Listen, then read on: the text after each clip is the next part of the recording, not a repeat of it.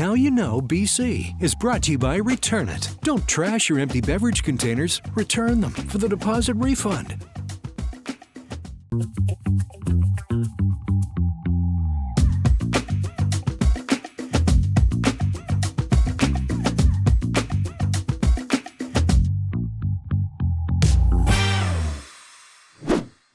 Welcome to Now You Know BC. I'm Bob Kronbauer, also known as BC Bob, and on this show I introduce you to interesting people, places to go, things to see, things that have happened in our past. You will hear our collective stories. This week I'm telling you all about poop and sewage and washrooms in our province, and I can promise you two things. One is that I'm an expert on this subject, and two is that this is going to be our crappiest episode yet. From raw sewage heating homes in Vancouver to official poo mascots to some of the best spots to take a squat, let's dig in. Did you know that there are 14 condo towers in Vancouver's Olympic Village that are heated largely by poop? It's true. This sculpture, which the locals refer to as the poop fingers, is at the center of it all. This is where the magic happens. It was built before the 2010 Olympics. Opened this year, the Neighbourhood Energy Utility Plant made instant history as Vancouver's first renewable district heating system. What's underneath it provides heat and hot water to much of the neighborhood. The way that it works is a bit like a circle of poop. It takes heat from whatever goes into the sewage pipes of the surrounding area and it pumps it into the heating systems of the nearby condo towers. I once lived in a building in the Olympic Village that was hooked into this system, and there were no electric baseboards, no gas heating, just radiant heat that was piped in from this facility. The process is called waste heat recovery, and it's meant to reduce the amount of fossil fuels required to produce energy for heating our homes and our water. It does that by using hot poop, hot water from people taking showers, the water that people pour down the drain after they've used it to cook their noodles, everything hot that goes into the sewer. They sometimes offer tours of this facility where they'll walk you through and they'll show you every step of the process. And the reason why the sculpture is at the site of the facility was named the Poop Fingers is because, well, it's designed to look like a hand. The lights on the fingertips shine blue when there's low energy use and red when it's high.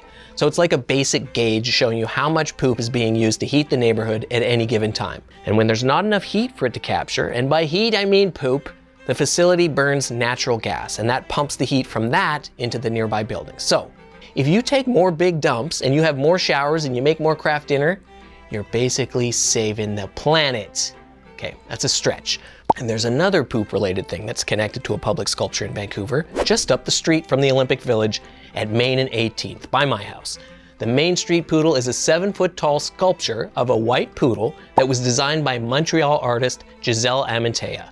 In 2013, TransLink paid $100,000 to have it erected on top of a 25-foot pole.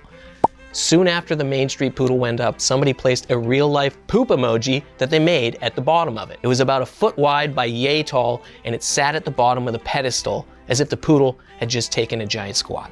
I wrote about it for the newspaper I published at the time, and I nearly got canceled by the geocaching community who let me know that that's what it was. It was meant to be a hidden surprise that geocachers would look for. Not long after I unknowingly exposed it, someone stole the thing, covered in a bunch of gold glitter, and put it back as a golden turd. Then it disappeared forever. Geocaching people, please accept my very late apology and know that the spirit of that emoji lives on in the mascot that Metro Vancouver introduced a few years ago. Those mascots are literally pee and poo. Costumes made to look like a walking piece of poo and a walking drop of pee. That's how they describe it, which employees dress up in and go to events in order to promote a campaign that Metro wants to get in front of people. They want to let you know that you shouldn't be flushing your tampons or your wipes or other unflushables, and that the only stuff we should be flushing down the toilet is pee, poo, and toilet paper. These mascots launched in 2019, and they've been regulars at the P&E every year since. Last year, they were handing out free rolls of toilet paper, and I'm not sure who to thank for this, but we should have much more ridiculous and hilarious campaigns like this to raise awareness around stuff. And now you know. Each week, I show you an artifact that I think is an important part of BC's history, and this is one that you can actually use The twin urinal, located inside the men's washroom of Vancouver's Heritage Hall at 15th and Main Street, near the Main Street Poodle actually, is an absolute work of art, and it's a conversation starter, literally. Did you know that there's a public urinal in Vancouver where people literally face each other while they're whizzing? It's true. I know. We're using it right now. This was installed when the building first went up in 1916 and operated as a post office. And it has somehow survived more than 100 years of service, and the entire time, it's been bringing people together. The post office left the building in 1946, and then the fate of BC's most unique urinal was in question until someone came in and restored the building in the 80s and put the shine back on it. They kept a lot of the original character, including this porcelain. Thank goodness. The plumber who created it was basically the king of urinals in the 1900s. He was a Scottish guy named John Shanks, and he owned the patents for more than 100 urinal designs that he came up with himself, and many of which are still in use to this day. I've never seen or heard of another one like it, so there's a possibility that this is one of one. Today, the Heritage Hall operates as an office space and an event hall, so it's often rented out for weddings and craft fairs and stuff like that. The only way you're gonna get a glimpse of this beauty is by attending an event at the hall. Head to the basement, hang a right, and there it is in all its glory. Unzip and put it to use, and there's no telling what could happen. You just might make a new friend. Speaking of friends, we're gonna go to break and we're gonna come back with Uytae Lee. He's gonna tell us all about why North American public washrooms suck.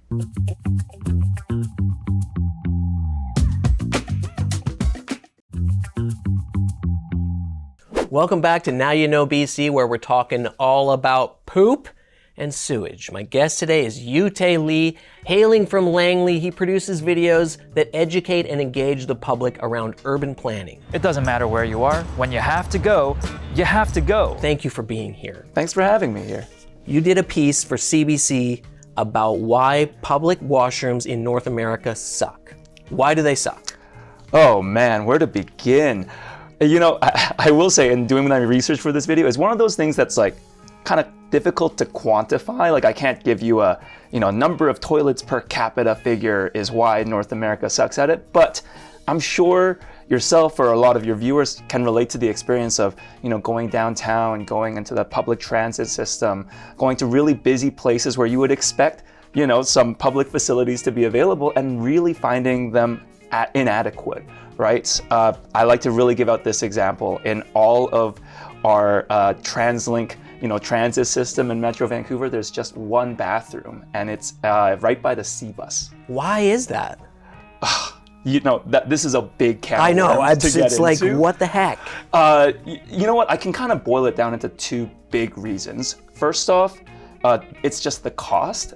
It's kind of complicated, and a lot of people have tried to look into this, but providing public bathrooms in North America just costs so much more than in other countries where public bathrooms are more common. So for example, the city of Vancouver, they got into a lot of heat like maybe 4 or 5 years ago because they were going to install a public bathroom in Cooper's Park just off the seawall, and it was going to cost $645,000 for one bathroom. For one bathroom. And there's a lot of reasons behind that, like just in terms of the quality of bathroom you need to build if you're going to have one outside in a public space. You got to connect it to water, electricity, all of that and whatnot. But I'd say the second and kind of more understandable reason for me is that there's a real challenge with maintaining these bathrooms once they're built, right? They understandably get a lot of use and abuse sometimes, and in many cases they've actually delved into chaos, to put it a little bit dramatically, I suppose. Unfortunately, there's been drug overdoses in them, illicit activity. They can get really messy and unkempt over time, and so they become sort of magnets for controversy as well. And so a lot of organizations, governmental organizations, TransLink, right?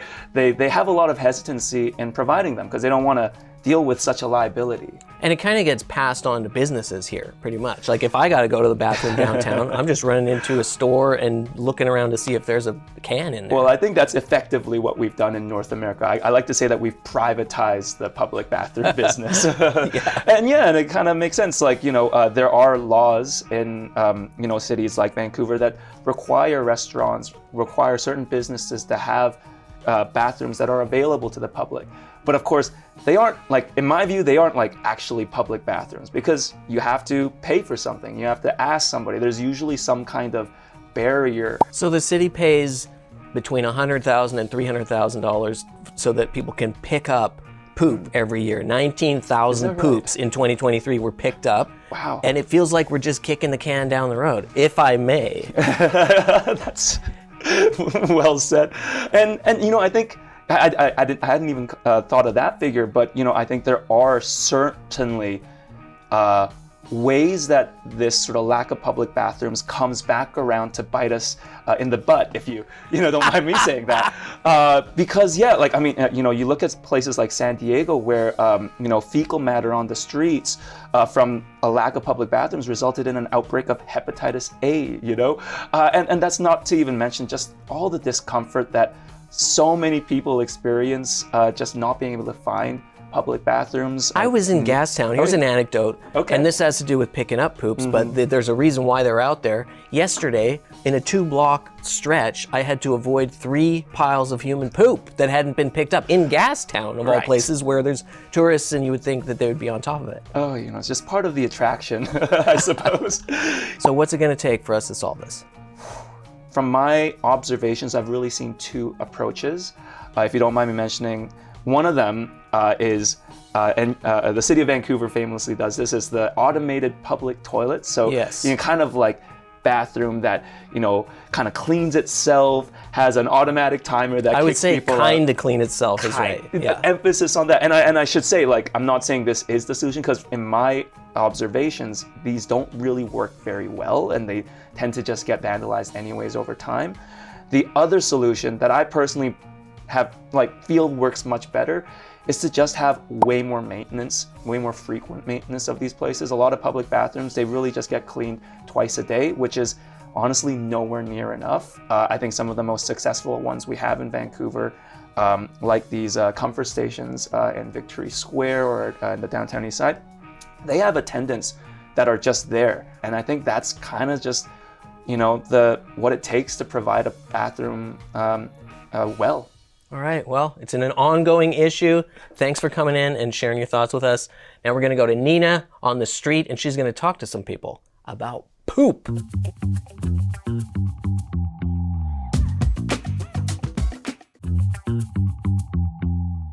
Welcome back to the show. We're going to go to Nina Savage, who's out on the street with people talking crap. I'm Nina Savage, and this is Street Survey. Bob warned you, we're talking about poop. And public washrooms, maybe even pee. Let's see what you think. So Jesse, what is your favorite public washroom in Greater Vancouver? You know what, it's actually a new one. I just noticed they opened it. It's right under the Cambie Street Bridge there. Oh my, it's very hard to say, because most of them are dirty. I actually went to the public library, the Vancouver Public Library downtown, because I enjoy going to libraries and seeing what they look like and how they're designed. And yeah, by far, that's the nicest bathroom so far. Purpose-built, brand new one just down the road here. But if you were anywhere else, you'd probably have to dive into a cafe or a restaurant, I guess. Like I said, it's open air, so it doesn't smell bad, it doesn't get gross. I think it's a really good concept. Like I said, cheap to build. They should kind of standardize it across the city, in my opinion. International Village bathroom, like the food court one, because it's so, it's like the back rooms. What makes a public washroom gross to you? Like, what are the top issues with public washrooms that you have? Because you don't have a favorite. Yeah, it's true. Okay, sometimes it's piled up way too much and it just stinks. Otherwise, sometimes they got no toilet paper, and that's even worse. It's ridiculous when you're at the park and you have to walk 30 minutes to go pee. Obviously, people are just going to pee on a tree at that point, or I guess make them more visible. I just don't see them. That's probably the first thing, isn't it? Then they have to be clean, because there's that perception that, who's been in here, or a lot of street people around, have they been using and abusing I don't know, maybe it'd be easier if like businesses that you go shopping in had like a washroom or something. It's just like, I know the staff use the washroom. I'm a customer, so sometimes I gotta go. So, you know what I'm saying? I believe you about the men's washrooms, but I feel like the women's washrooms have claw marks on the seat in there. It is scary. But I can't comment on the nature of those claw marks. What's the worst part of a porta potty? With like the blue water, you know, it splashes up. So you got a layer over that's toilet paper, and you're good. Life hacks. Life hacks. There you go. Now you know. Another really great public washroom is the one near Victory Square in it's like kind of Gastown area-ish, I guess. They have like an attendant down there. You would think, just given the sort of the activities at the park, it would be really bad, but it's actually like very well kept. What's the most you've had to spend? I don't care. I just go in. Yeah, I gotta go. I just refuse to use public. I go at home. If you need the bathroom, go to the one at Victory Square. Safety, cleanliness, accessibility. We've got a lot of work on our hands, but when you gotta go, you gotta go. This is Street Survey, and I'm Nina Savage.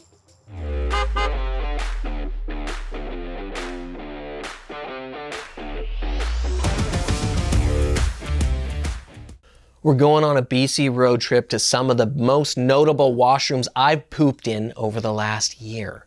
In the past 12 months, I've spent time on road trips to the Shuswap, the Okanagan, Prince George, Nanaimo, Victoria, North Vancouver Island, Princeton, Vernon, Bella Coola. Oh, I've been all over the place this year. And I've never said this publicly, but I've got what could be considered to be a mild case of irritable bowel syndrome. Emergency poops are pretty much the only poops that I'm familiar with. There's not a slow rumbling when it comes to my bowels letting me know that I'm gonna have to take care of some business in a little bit.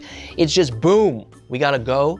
Let's get to a toilet. Things go from 0 to 100 in about 2 minutes, and if I don't find a place to go, there's gonna be trouble. And my poops don't just come on quickly, I also have frequent poops. I'm not telling you all of these poop credentials just to brag, although I know you're probably fairly impressed.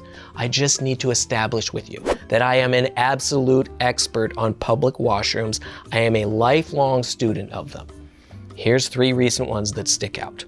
First is a 2-story outhouse that I happened upon while driving down Highway 3 through Manning Park. You walk up a stairway to get to the 2nd floor of this thing where you have a seat, do your business, and there isn't really a 1st floor. It's elevated because they didn't want to dig a hole into the ground in the park. So the 1st floor is basically just a holding tank. You can't go in there, or at least you probably don't want to go in there. Maybe you can. Second is the bathroom inside the Malacqua supermarket right next to the only beehive burner in BC that's been converted into a restaurant and is currently for sale if you want to buy a weird piece of BC history and a pub all in one. Malacqua itself is a tiny community of 559 people between Revelstoke and Sicamous, and their supermarket, which is fittingly called the Malacqua Supermarket, has a gas station attached to it. It's got booze, food, hardware, it's got everything you need, and the bathroom has a friend that you're gonna wanna look out for. I believe he's a cat, and his food and water bowls are on the floor inside the washroom. I've only been in here a couple times, and I haven't actually seen him, so I can't say if he's nice or not, but I figured this bathroom was notable. Last but not least is the Queen's washroom inside the mayor's office at New Westminster City Hall. You can't go in here. As the story goes, when the Queen came to visit Canada in 1983, it was required that all of her stops that she have her own private loo in which to do her business. A few months ago, I was working with Tourism New West on telling the story about how Michael Jackson once did a stunt with the cops there, which is a story for another time. While I was there, inside the mayor's office, I went to get a briefing from a City Hall staffer.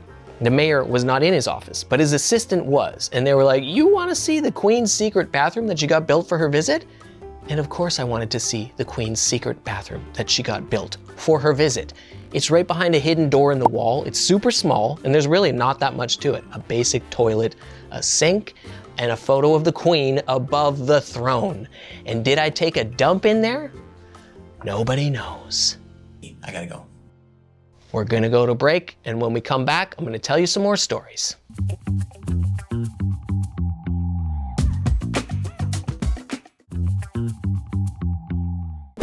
Welcome back to the show. Today I'm talking mostly about poop, sewage, toilet paper. I'm gonna do a giveaway, but first, a story about how a celebrity interviewer from Vancouver got their stage name. Did you know that Nardwuar the human serviette is not this guy's real name? I know it's hard to believe, but it's true. This episode is all about poop and sewage, but we haven't talked much about toilet paper. So I figured a story about a serviette, a napkin, is gonna have to do. And I realize that that is a stretch connecting Nardwuar to the subject of poop, but this is how Canada's best interviewer got his name. John Ruskin is the real name of this iconic journalist who once asked Prime Minister John Chrétien about pepper spray. And some of the protesters were maced. Does mace equal freedom? Would you have been maced yourself back then, Prime Minister Chrétien? And who got his big break way back when Much Music was a thing that almost every teenager in the country watched every single day, myself included. These days he gets hundreds of millions of views of his interviews that are mostly with musicians and in which he dives super deep. You never know what to expect from him. He got his stage name back in the 80s. Back then, he and a group of his friends would put on all-ages punk rock shows in Vancouver, British Columbia, Canada. He started doing that in West Vancouver, British Columbia, Canada, at his high school.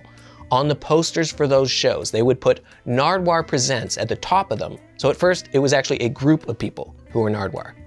The word Nardwuar was something that the group of friends used to refer to people who were older than they were. It was a bit of an inside joke. Then in 1987, John Ruskin got a radio show on CITR 101.9 FM. That's the University of British Columbia's student-run radio station. It was at this point that he decided to drop his given name and go by Nardwuar the human serviette. The human part came from a classic song by the Cramps called Human Fly, and serviette came from the States, where he says they don't have serviettes like we do in Canada, they have napkins. I don't know, that's how he explains it. Most people just call him Nardwuar, and now you know. I'm giving away this beautiful British Columbia sweatshirt, the shirt off my back. Actually, this one has a bit of a sweat stain on it. I will give you a brand new one. These are produced for my online store by True North Screen Printing in Vancouver, and this is a design that I wear all the time. That's why it has this sweat stain on it. And it features the word British Columbia embroidered on the front. Obviously, I don't need to tell you that. And that's it. To enter to win, just sign up for my weekly newsletter at bcbob.ca, where I'll be randomly selecting a winner. Coincidentally, you can also just buy one of these sweatshirts off me at the very same website. My online emporium of BC-related stuff that I get made right here. That's the show for this week. Big thanks to Uytae Lee, Nina Savage, and Derek Wong, and Arav, our editor, everybody at CHEK, the two people who were paid to walk around in those pee and poo mascot costumes, and lastly, thank you to everyone who works at gas stations and other places in BC and has to clean the toilets there. I know from experience that working at Esso and Petro-Canada in the past that is an absolutely thankless job, but I'm saying thank you to you now on behalf of everybody, even the people who make a mess. I hope everybody learned something this week and that later you'll be able to enjoy a nice long squat in the quiet comfort of your own home. For more stories, you can follow me on Instagram and watch more episodes of this show for free while you're on the toilet, or anywhere for that matter, on CHEK Plus. Please check out my merch at bcbob.ca, and I'll see you next week when we'll explore more stories about this great province of ours. And now you know BC.